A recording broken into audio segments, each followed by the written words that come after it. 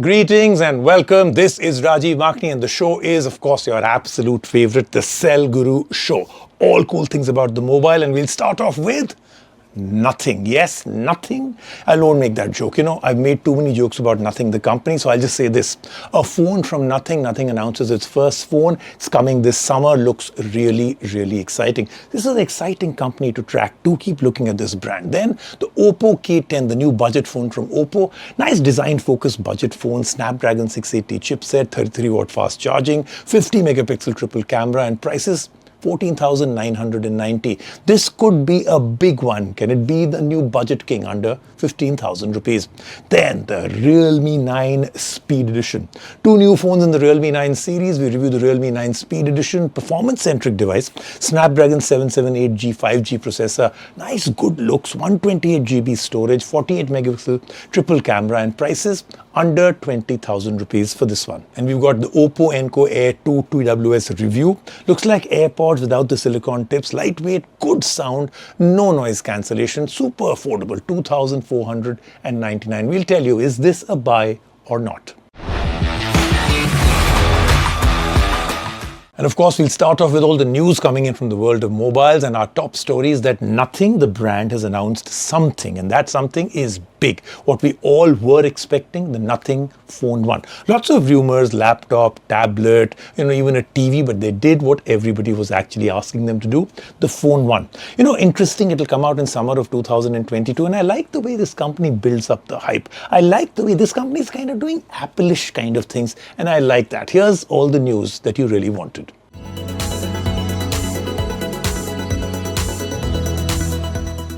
Finally, the Nothing phone is official. After much speculation, Phone 1 is announced and it will come this summer. While Nothing's Carl Pate didn't talk specs or price, he showed a short teaser and revealed key details. The Nothing 1 phone will run Android and be powered by a Qualcomm Snapdragon processor. Nothing aims to give users the best alternative to Apple. We're building the most compelling alternative to Apple. If you want products that connect and work seamlessly together, the only choice is Apple. The MacBook, the iPhone, the iPad, AirPods, they all work together the way you want. Yet as soon as you leave that ecosystem for a Windows PC or an Android phone, it breaks down. There's no alternative to Apple. This means that consumers don't have a choice and innovation slows down. And that's not right. That's why there's Nothing. Nothing's product ecosystem will be different and open. Our ecosystem will consist of both Nothing products and products from other world-leading brands, created to effortlessly integrate with each other. It will also come with Nothing OS on top of Android that will use the dot matrix font, will have minimalistic design and no bloatware. Nothing OS also seems to provide seamless support for third-party products like AirPods and Tesla vehicles. Nothing OS will be available via its launcher in April, and it will be available to download on select smartphone models. While we all expected to see the phone in its complete form at the event, it looks like we will have to wait for a few more months to get a complete look of the Nothing phone. Let's move on now to our big review, the new budget phone from Oppo. Now, a budget phone from Oppo that's priced at about 14,990. Very nice looking, the design focus. It is Oppo, so it's always going to have a good design. Dual tone back, 6.59-inch display. But do remember, it's not an AMOLED display. It's an LCD with an FHD plus resolution and a 90 Hz refresh rate, which at this price point, I think is great. Big camera module and the chipset, Snapdragon 680 chipset. Look, it's not a gaming or performance phone, but still not bad at all. 5,000 mAh battery and a 33-watt fast charger, which Oppo, of course, calls their SuperVOOC charging technology. 50-megapixel triple camera. Overall, we got good shots. But the 2-megapixel macro, I don't think it has really much to offer. Now, could this be the new budget king under 15,000 rupees?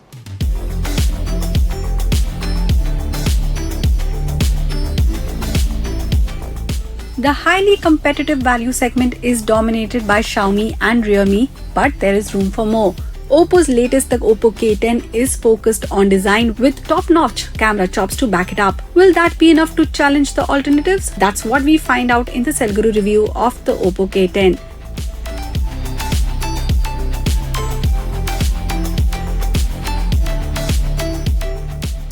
The Oppo K10's design might make you do a double take. The company has taken liberal cues from design trends pioneered by the likes of Poco, but the end result is a phone that is a head-turner. The back panel has a dual-tone finish that combines a grippy matte section with a glossy layer for a design that looks pretty fresh and visually appealing. Embedded within the glossy layer is a raised camera module that has 3 camera sensors and an LED flash as expected. The ergonomics of the phone are top-notch with easily accessible buttons and excellent tactile feedback.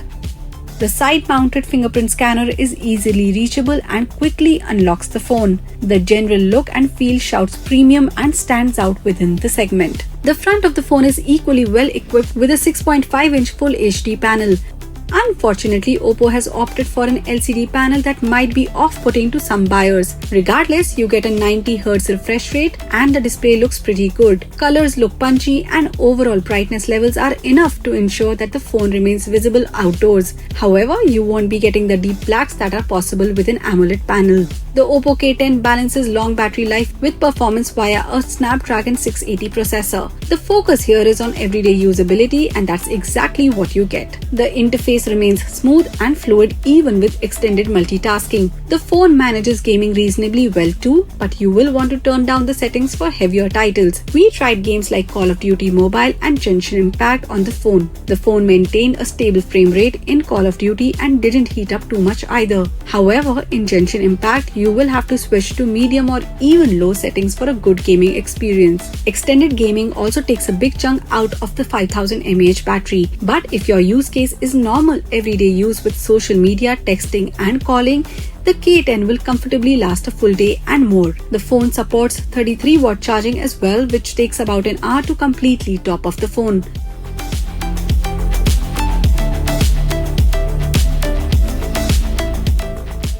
Finally, let's talk about the cameras. Imaging is one of the key selling differentiators in smartphones, and the Oppo K10 comes well equipped. You will find a 50-megapixel primary camera paired up with 2-megapixel depth and macro sensors. The primary camera is one to look out for as it captures punchy colors and displays excellent control over dynamic range in good lighting. Oppo is clearly bringing the smarts from its higher-end phones here, and the K10 does reasonably well in low light as well.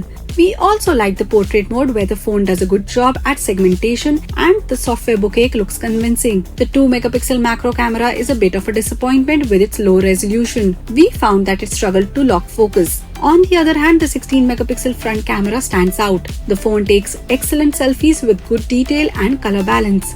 Additionally, the portrait mode detection works particularly well and we came across as impressed.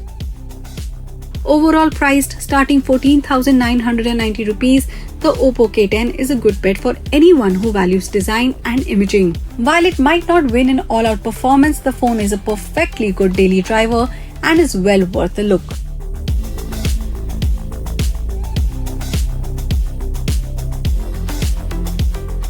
Let's move on now to our next top story, the Realme 9 Speed Edition. I'm always curious about Realme phones and their performance. They seem to sometimes really kill it. Realme launched 2 new phones in the Realme 9 series, and we're going to review for you the Realme 9 Speed Edition. Nice performance-centric device, Snapdragon 778G 5G processor, 128GB storage, 48-megapixel triple camera. A good-looking phone with prices starting off at 19,999, but with the amount of competition at around 20,000 rupees, is this one worth it?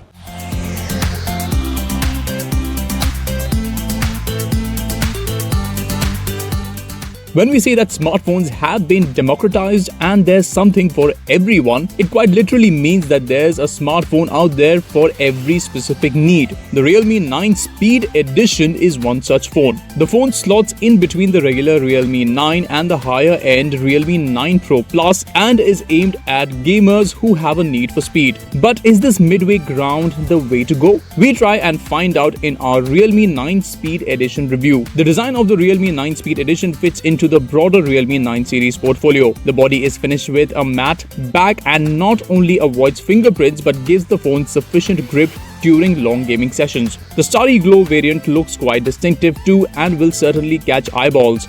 The polycarbonate finish doesn't quite scream premium, but it works. What is rather astonishing, however, is the weight of the phone. Coming in at 200 grams, the Realme 9 Speed Edition makes its presence felt. Beyond that, the ergonomics are on point and the phone looks plenty appealing. Over at the front is a 6.6-inch display with a full HD plus resolution. First, the good. Avid gamers will love the 144Hz refresh rate on offer. That's the highest you can get in the category and amongst the best on any current smartphone. Additionally, the 600 nits of brightness makes outdoor gaming a breeze. On the flip side, you do have to make do with an LCD panel versus OLED, and we missed the inky deep black levels afforded by OLED displays when using the phone. You also miss out on stereo speakers, bringing down the phone's multimedia potential. Let's talk about performance. The phone is called Speed Edition, and so you'd expect to find internals that can back up that claim. The phone is powered by a Snapdragon 778G chipset that can easily push a majority of games to the max. The phone balances performance and thermals very well, and extended gaming did not result in much heating. Day-to-day usability is of course perfectly good, though it is unfortunate that the phone ships with Android 11 out of the box. The Realme 9 SE doesn't surprise on the battery front. A 5000 mAh cell is table stakes, and that's what you get here. The phone comfortably lasts a full day and can even go 2 days with less intensive use. Charging isn't best in class, but 30 watt is still decent. It takes an hour to charge up the phone. Finally, the cameras. The Realme 9 SE has 3 of them. A 48-megapixel primary lens followed by a monochrome sensor and a macro shooter. The lack of an ultra-wide or telephoto lens is rather unfortunate. The primary camera does a very good job, and Realme has tuned the performance for vibrant images with good dynamic range. There's just a hint of over-sharpening, but it doesn't look bad all things considered. Low-light shots don't disappoint either, with the sensor pulling in enough light and details for the category. The macro camera performs as expected. You should be able to pull off some decent shots as long as light is good. We were rather impressed by the 16-megapixel front-facing camera. There's ample detail here. Priced starting at 19,999 rupees, the Realme 9 SE clearly shifts the skew towards performance. The high refresh rate panel coupled with a decent processor makes for a gaming powerhouse. However, the lack of stereo speakers and missing camera lenses make it less of an all-rounder.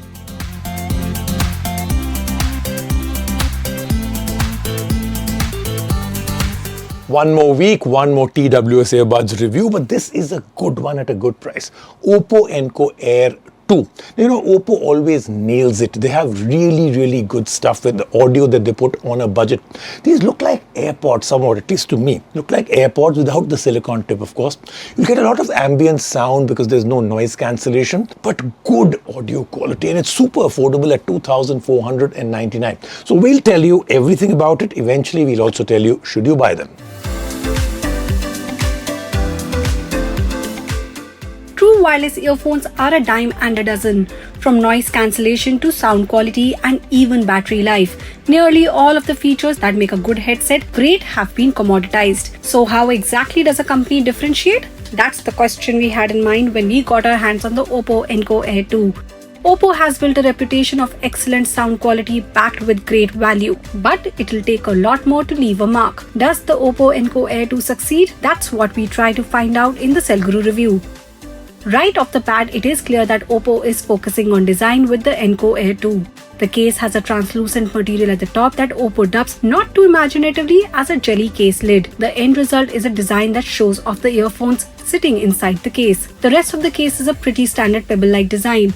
It looks good, feels good in the hand, and fits well in your pocket. Everything you want from a compact earphone case. Moving on to the earphones themselves, not much has changed. The Oppo Enco Air 2 resembles the Apple AirPods through and through. There's no silicone tip here, and you won't get much or any sound isolation here. We found the fit to be pretty good, but the lack of a seal does mean that the earphones don't always allow stay in the ear with active movement. On the flip side, the lack of a seal means you get a lot more spatial awareness, making the earphones a great fit for people looking to take calls or for using the earphones while traveling or exercising.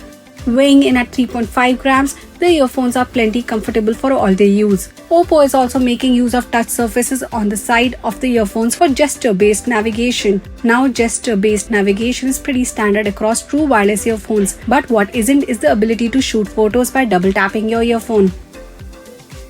Finally, the earphones are splash-proof as well with an IPX4 rating. What really matters, of course, is sound quality, and that's where we found that the Enco Air 2 truly differentiates itself. The earphones come equipped with 13.4mm composite titanium diaphragm drivers that ensure you get punchy bass. Volume levels too are more than adequate to drown out the lack of isolation, and the accompanying app lets you boost bass or vocals to better suit your taste. Battery life, however, could be better with the Oppo Enco Air 2 managing slightly under 4 hours in our testing. Oppo claims that you should be able to get 24 hours of use when using the included case as well, but those claims might be a bit optimistic based on our testing. Priced at 2,499 rupees, the Oppo Enco Air 2 isn't groundbreaking, but it takes some well-appreciated steps forward to stand out from the crowd. This is mostly due to the design, but also the addition of audio presets as well as innovative additions like the ability to shoot photos using a gesture. Let's take a quick break right now. When we come back, lots more happening on the Cell Guru Show.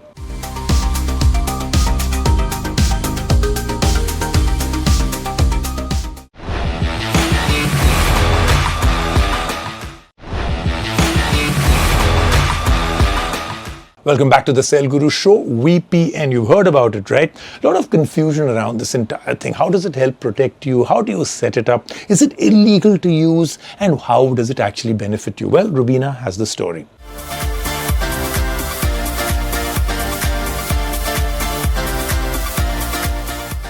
Internet security is paramount, and the increasing prevalence of hacking, cracking, and online banking frauds has ensured that everyone needs to find an optimal solution to keep themselves safe. That's where VPNs come in.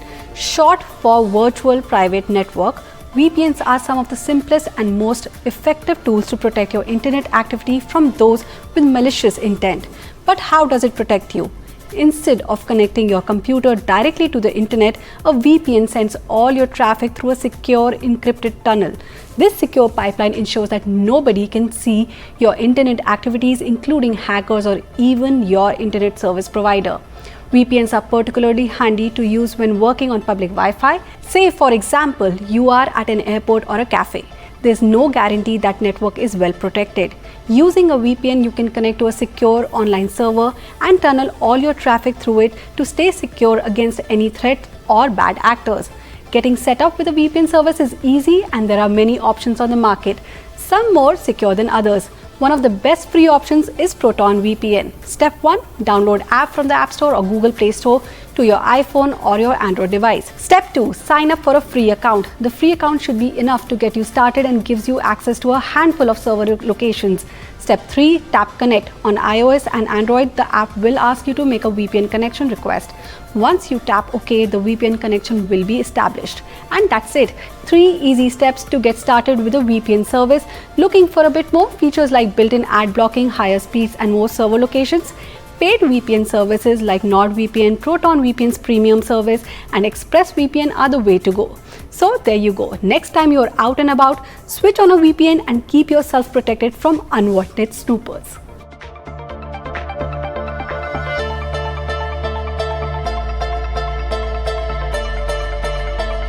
That then was our Cell Guru Show for this week. But do remember, we've got some really major big phones next week. Do join me on the show.